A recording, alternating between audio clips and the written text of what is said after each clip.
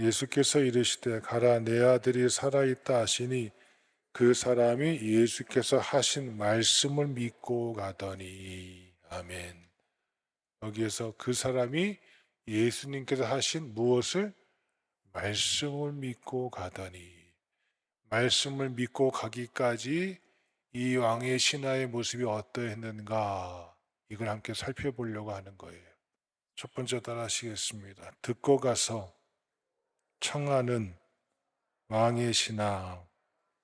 함께 우리 47절 상반절 시작. 그가 예수께서 유대로부터 갈릴리에 오셨다는 것을 듣고 가서 청하되. 듣고 가서 뭐하되? 청하되. 오늘 본문의 사건은 요한복음에 따르면 예수님께서 두 번째 나타내신 표적이라고 말씀해 주고 계십니다.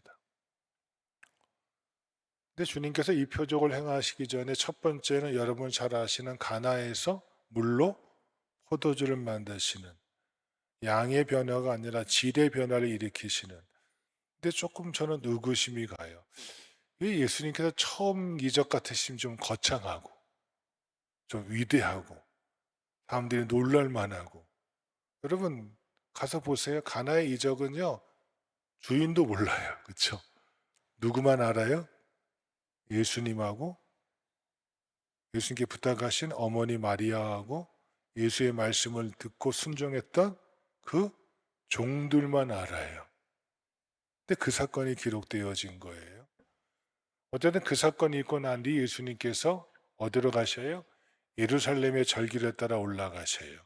그러니까 마태, 마가, 누가는 예수님께서 공생의 기간 동안에 한 번 올라가셔요. 공생이야, 예루살렘에. 그래서 순서가 비슷해요. 그래서 마태, 마가, 누가를 공관, 같이 놓고 볼 수 있다. 순서가 비슷하니. 그래서 공관복음이에요. 요한복음은 복음서인데 공관복음이라 하지 않아요. 왜?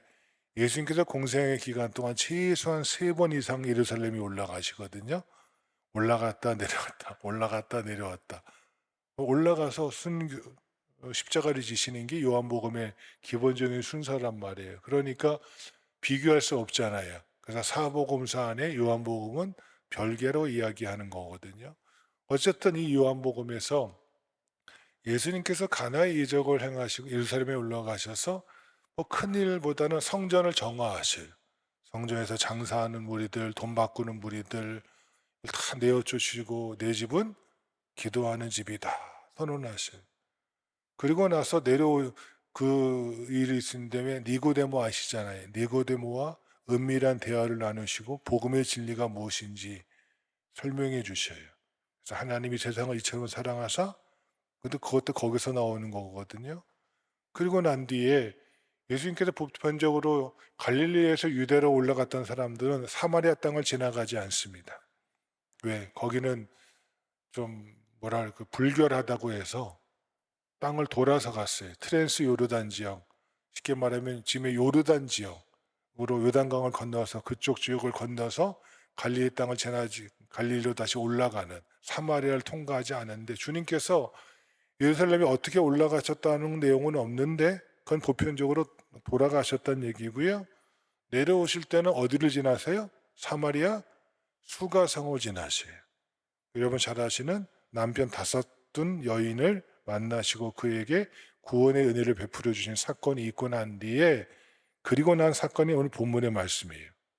이틀이 지나면 예수께서 갈릴리로 돌아오시고 하신 말씀이 뭐냐면, 선지자가 고향에서는 높임을 받지 못한다 하시고, 예루살렘에서 예수님의 행적을 본 사람들은 아마 이구동성 말이 많았을 거예요. 잘했느니 못했느니 왜 저러느니. 또 내가 아는 예수는 분명히 누구의 아들인데? 마리아와 요셉의 아들인데 저거 어떻게 메시아일 수 있느냐? 저거 어떻게 자기가 말한 대로 하나님의 아들일 수 있느냐? 저 사람 이거 아니야? 하고 별의별 얘기를 다 했을 것 같아요. 누구에 대해서요? 예수님에 대해서. 심지어 여러분 잘 아시는 사두개인과 바리새인과 제사장들은 예수님께서 귀신을 내어 쫓고 병자를 고치니까 그가 누구의 힘을 빌어서? 바알세불의 힘을 빌어서. 바알세불이 누굽니까? 귀신의 왕 아니에요. 그러니까 귀신, 사단의 동로로 타는 것이 예수지. 이렇게까지 예수님을 비하해요? 참 못돼도 너무 못됐어요. 심지어 예수님께서 세리와 죄인들과 어울리니까 예수님의 별명을 짓죠. 저 예수는 누구의 친구라? 세리와 죄인의 친구라. 그러니까 자기가 아는 게 전부인 줄 알고 자기가 느낀 게 전부인 줄. 심지어 예수님은 야 내가 그 예수 공생에 시작하기 전에 그는 목소의 아들이었어.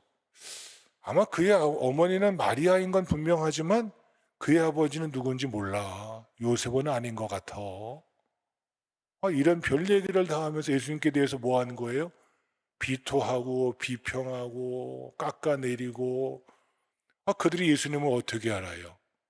봤다고 그게 다 사실인가요? 어린 모습 봤다고 그들이 예수님을 알 수 있나요? 네, 모르는 거예요. 함부로 말해요. 예수에 대한 소문이 좋은 소문도 있겠지만 아마 제가 보니까 좋은 소문 가다가 툭 끊어져요. 그렇죠? 예. 시기하고 질투하는 마음에서 좋은 소식은 절대 얘기 안 해요. 대신 뭘 전해요? 자기 몸에 걸리는 거, 자기 마음에 안 드는 거. 좀 삐딱하게 봐서 뭐예요? 비평하고 비난하고 남을 책망하고 끄집어내리는 거는 그 말이 천리를 가더라고요. 그렇죠? 예? 예수님도 그러지 않았겠습니까? 예수에 대한 소문이 갈릴리와 갈릴리 지방에 특별히 예수님의 자라나신 고향이었던 이 나사렛에 또 나사렛과 가버나움에 예수님의 집이 가버나움에 있었거든요. 또 예수님께서 사역하신 첫 번째 이적을 행하셨던 이 가나에도요. 별의별 이야기가 다 돌았을 것 같아요. 그 소문이 다 들렸는데 오늘 읽을 말씀 보면 47절에 그가 예수께서 유대로부터 갈릴리로 오셨다는 것을 듣고 가서 청하되 이 사람은요 예수님에 대한 소문은 다 들었을 것 같아요. 왜? 왕의 신하니까 그 밑에 얼마나 많은 정보통이 있었고 사람들이 있었겠어요. 그러니까 예수님에 대한 소문은 다 들었을 것 같아요. 근데 그가요 별의별 이야기를 다 듣고 예수에 대해서 좋은 이야기보단 나쁜 얘기, 끌어내린 얘기, 못된 얘기, 해서는 안 될 말들이 그렇게 많았지만 그는 무엇만 바라보여? 저분이라면 내 아들을 뭐 할 수 있는 분? 고치시는 분. 할렐루야. 이게 귀한 겁니다. 그러니까 주님께서요 천국에 대한 비유를 수없이 말씀해 주셔요. 주님이 직접 말씀하셔도요 그걸 깨닫지 못하는 자가 있어요. 관심이 없는 자가 있어요. 그럼 주님이 말씀하셔도요 귓등으로도 듣지 않는다니까요. 그런데 주님께서 꼭 말씀하셔요. 그때마다 하신 말씀이 뭐냐면 귀 있는 자는 뭐할지어다? 들을지어다. 들을 귀 있는 자가 뭐하도다? 복되도다. 할렐루야. 이 사람은요 들을 귀를 가진 거예요.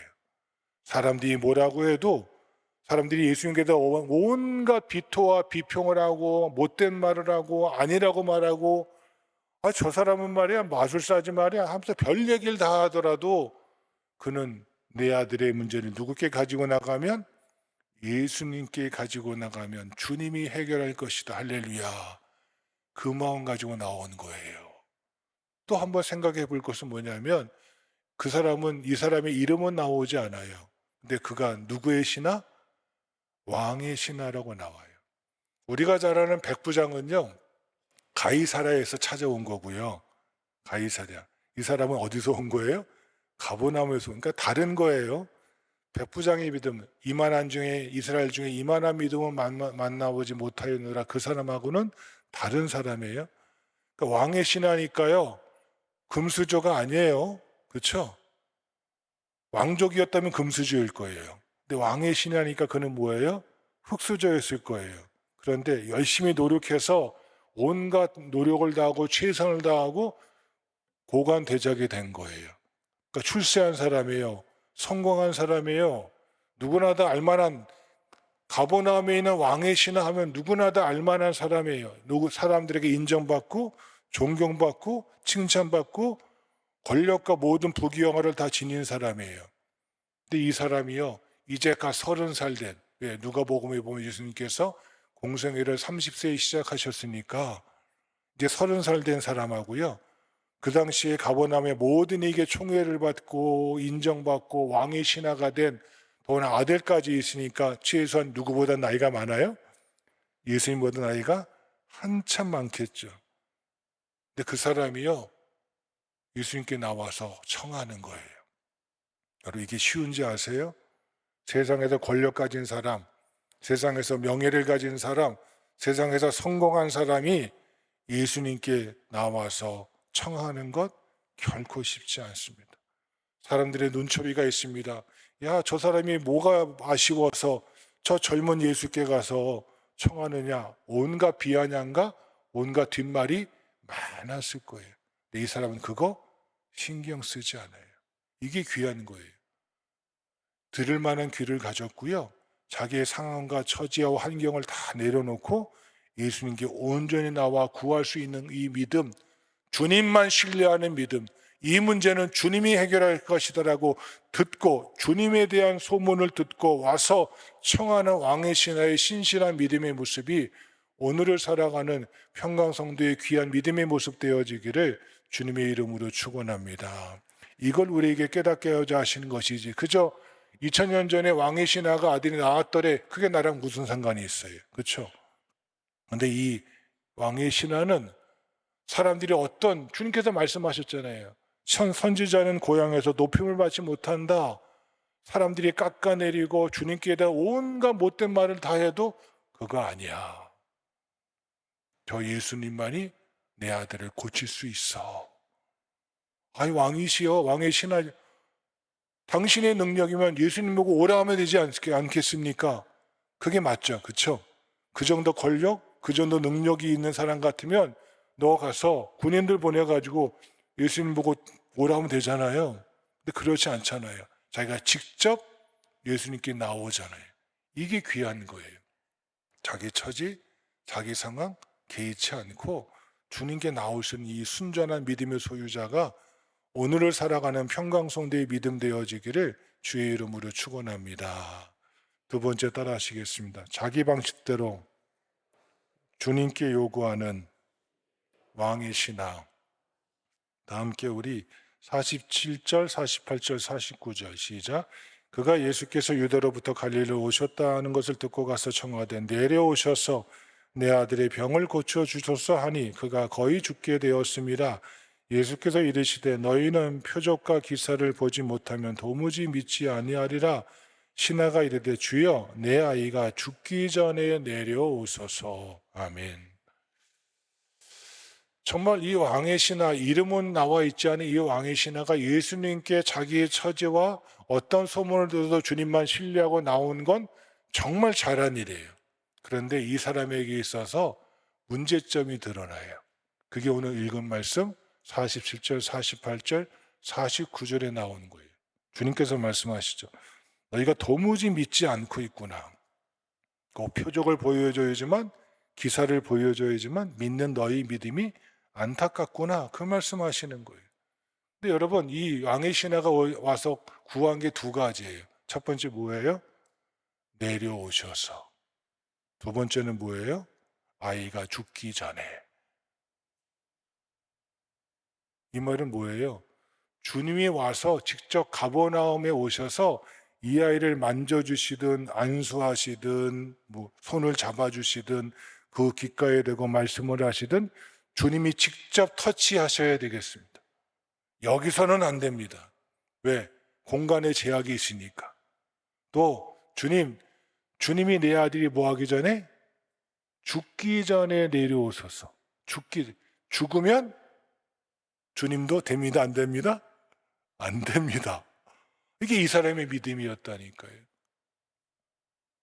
주님께 문제를 가지고 주님을 신뢰하고 나온 건 잘했는데 주님을 자기 생각 속에 딱 가두는 거예요. 예수님은 여기서는 못 고치시고 어디 가면 고칠 수 있는 분, 가버나움에 오셔서 내 아이의 손을 잡아주셔야지만 고칠 수 있는 분. 예수님은 살아있을 때는 고칠 수 있지만 뭐 하면 안 되는 분? 죽으면 못 고치는 분이라고 딱 자기의 생각대로 나오는 거예요. 이게 오늘 이 말씀이잖아요. 주님께서 말씀하세요. 도무지 믿지 않는 너희의 믿음이 참 안타깝구나 하셔도 신하가 또 말해요. 49절 시작. 신하가 이르되 주여 내 아이가 죽기 전에 내려오소서. 그러니까 이 아이는요, 주님이 말씀하셔도 주의 말씀을 들어요, 안 들어요? 안 들어요. 내 문제가 급하니까 내가 원하는 대로 오셔야 되고, 이 아이가 뭐 하기 전에? 죽기 전에 살아있을 때 고치셔야지. 지금 사경을 헤매고 있는데 이런 만다트만 시간은 없습니다. 빨리 갑시다, 빨리 갑시다. 지금 그거 하고 있는 거예요. 여러분, 주님이 그런 분이십니까? 거기서는 못 고치시는 분이십니까?